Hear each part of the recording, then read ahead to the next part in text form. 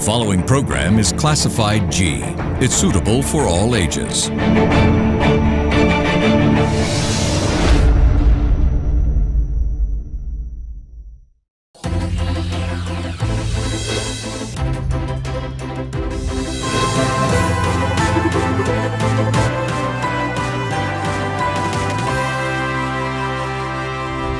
Good evening and welcome to Business Best. This is a platform where we showcase the best in the business, and we will be introducing to you people who have excelled in their particular field in order to showcase their latest developments in their respective industry. Now today on the show we have a very special guest, Mr. Carl Jones, who is the Director for International Marketing and Development at IIHS. He's not a new face on the show, he's been with us prior as well, and Mr. Carl Jones has years of experience in education marketing in prestigious universities such as the Deakin University as well, and he has been representing this Deakin University at so many levels, government levels, community levels and industry levels as well, and he has been taking part in international forums as well representing this university, and his work was recognized with university awards in 2014 and 2019. He's also the founder and managing director of Study Village, which is a student mentoring service operating in UK, Australia, Canada and the New Zealand.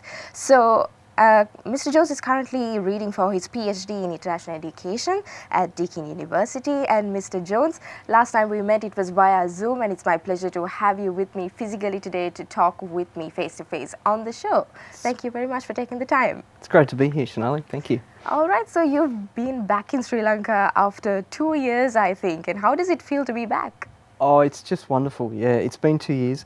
I think this is my 33rd or 34th visit.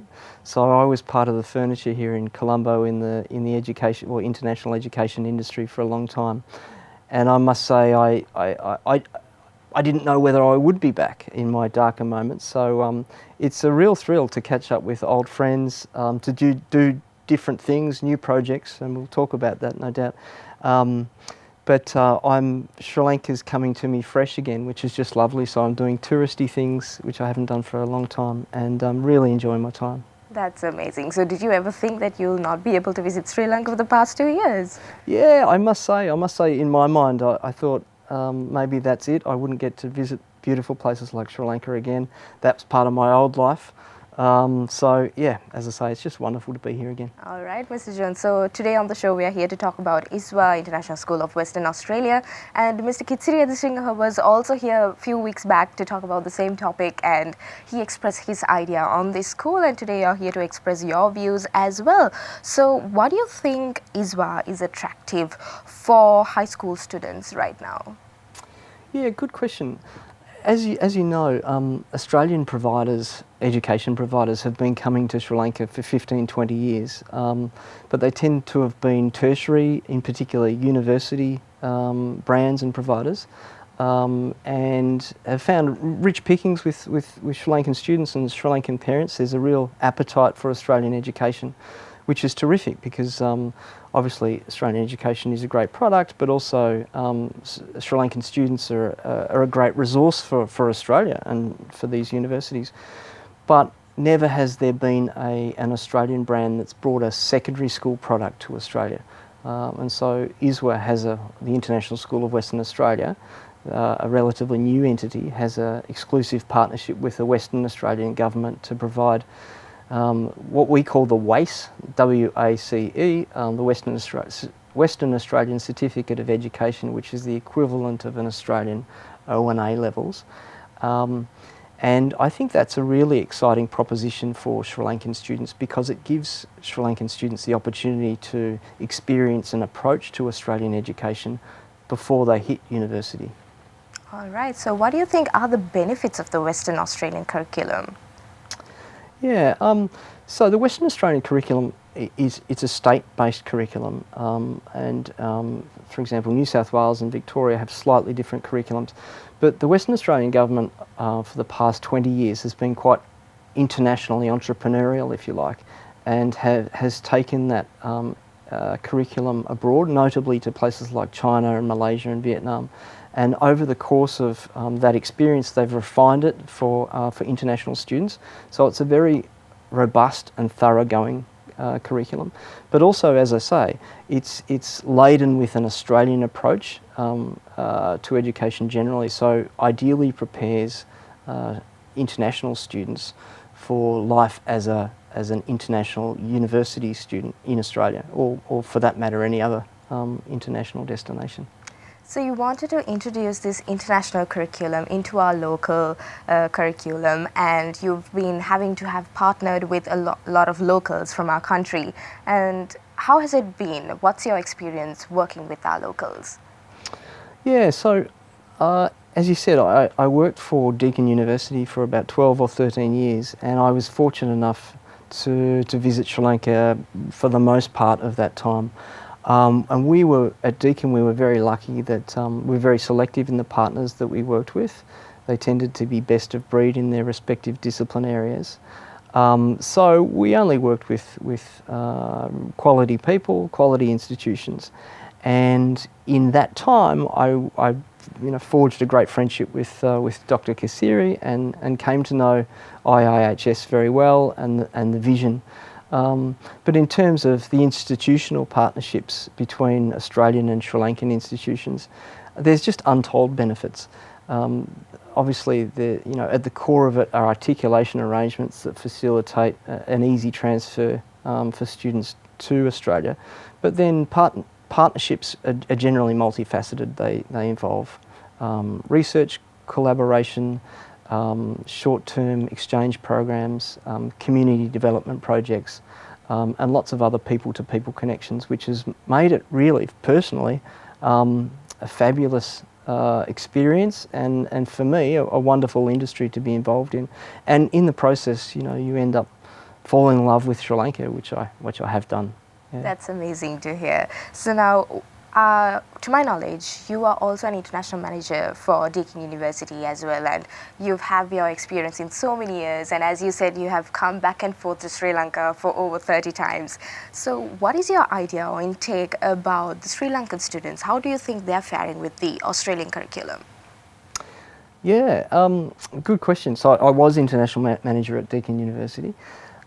In a word, it's absolutely fabulous. Well, that's two words actually, but Sri Lankan students are very popular on Australian campuses.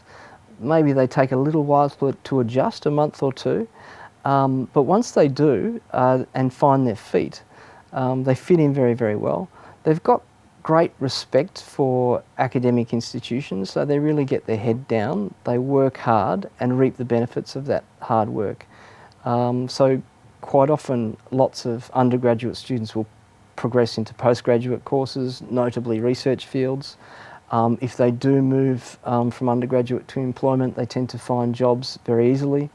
They win awards, they get themselves involved in extracurricular activities, they win scholarships at a higher rate than other nationality cohorts, or at least they seem to at Deakin.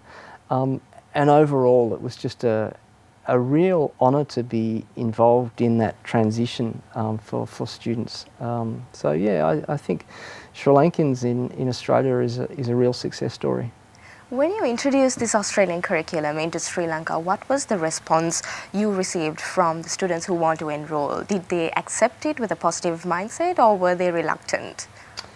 Yeah, so as you know, the International School of Western Australia is quite new, and the arrangement with the Western Australian Government is quite new. This is the first time that the Western Australian Government has entered into any institutional partnership in the education field, at secondary education in not just Sri Lanka but South Asia. Obviously it's a new concept. Sri Lankan parents and educators are very familiar obviously with the UK O and A levels.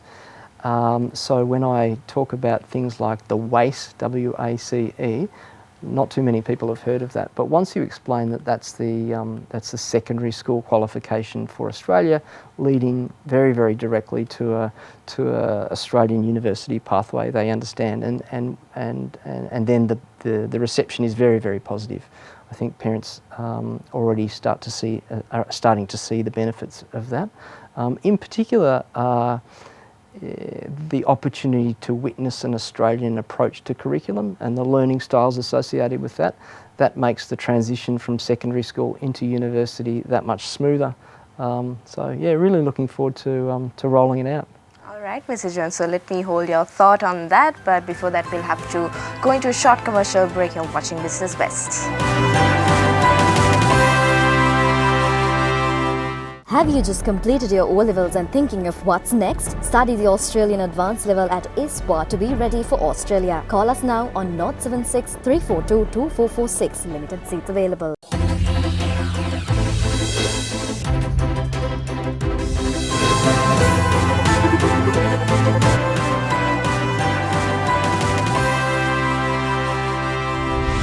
Welcome back to Business Best, and we are in discussion with Mr. Carl Jones, who is the Director for International Marketing and Development at IIHS. So Mr. Jones, in the first segment, I think you gave a very good idea about what the intentions of ISWA is and the intentions of Australian curriculum and the benefits to our Sri Lankan students of the Australian curriculum as well.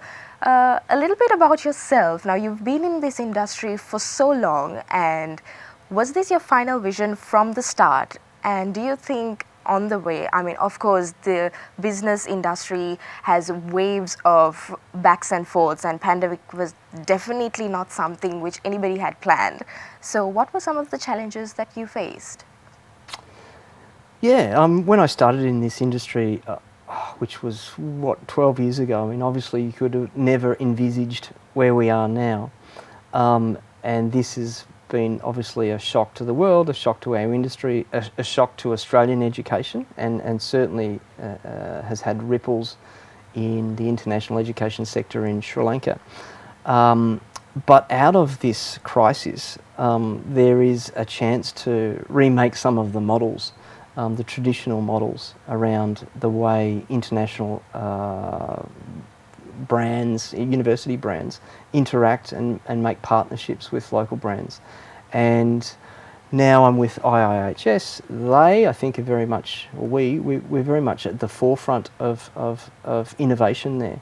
So, for example, Dr. Kasiri, my friend, and the CEO and co-founder of IIHS, has always had a vision for exporting Sri Lankan education to the region and the world. Now, as a consequence of this pandemic, there's, of course, unprecedented demand for healthcare workers and, in particular, nurses, of course. And Sri Lanka faces a skills gap. So you've got lots of untrained people in the regions looking for professional employment opportunities, whether that's here in Sri Lanka or abroad. And IIHS has a terrific and accessible model for training very rapidly a skilled workforce for jobs in Sri Lanka or indeed the First World. And what's really interesting and appealing about where we're at now is that we are building the capacity to educate in much the same way international students from our region, whether that's Bangladesh or Pakistan or even Africa. And similarly, some of these places face skills gaps which are akin to the ones faced here in Sri Lanka, but with greater populations. So institutions and models like the one like IIHS present tremendous opportunities, not just for Sri Lanka but for developing world problems around healthcare. So I could have never anticipated this 10 years ago, and it's wonderful to be in a position to be able to work on these projects. So what do you think sets the Australian curriculum apart from the rest? Secondary school curriculum? Yes. Yeah, that's a really good question. I guess, obviously, if you compare it with a local approach to education, and it's difficult to avoid generalisations here. I must be careful not to. But an Australian approach to education tends to be more learner-centric. So it's about teachers, certainly at the senior levels of secondary school, teachers sitting beside a learner and being an agent of learning, rather than someone who's delivering from the front of the room or a lectern. It's, again, if I was to generalise, an Australian approach to education is one where the learner's opinion is or informed opinion is really desired.